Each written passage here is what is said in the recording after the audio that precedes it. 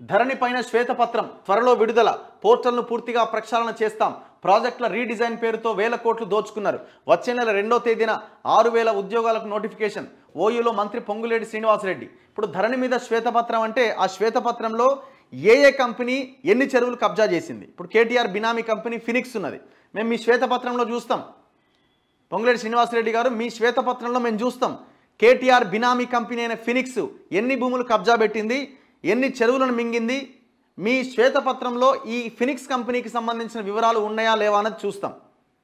And దాంతోపాటుగా ఇక్కడ బాచుపల్లిలో Vasavi developers అనే సంస్థ విజయ్ కుమార్ అంటోడు 6 ఎకరాల 20 గుంటలున్న బాచుపల్లిలో ఉన్న చెరువుని ఎకరం తగ్గించిండు. కేటీఆర్ ఒక్క గ్రీన్ పెన్ సంతకంతో వానికి చెరువు రాసిచ్చేసిండు. వాడేం చేసిండు, మొత్తం అందులో టవర్లు కట్టేసిండు.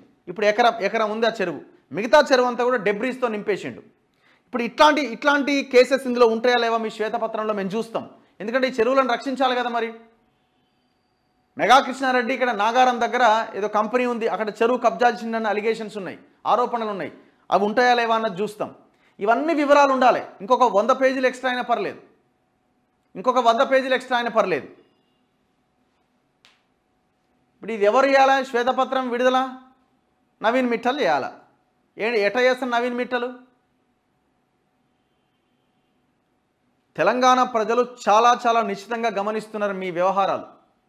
ఎందుకంటే రీసెంట్గా జరిగిన బదిలీలో కూడా చాలా పెద్ద ఎత్తున అవినీతి అక్రమాలు జరిగినాయి, ఆరోపణ కాదు 100% జరిగినాయి. జీవో కాపీలతో సహా మన దగ్గర ఉన్నాయి. ఎవరెవరు ఏడేడ కూర్చొని ఏడేడ బదిలీలు చేస్తున్నారు అన్నది చాలా క్లియర్గా కనిపిస్తూ ఉన్నది. ఇప్పుడు మీరు ధరణి మీద శ్వేతపత్రము ఎంత పారదర్శకంగా ఉంటుందో చూడాలి.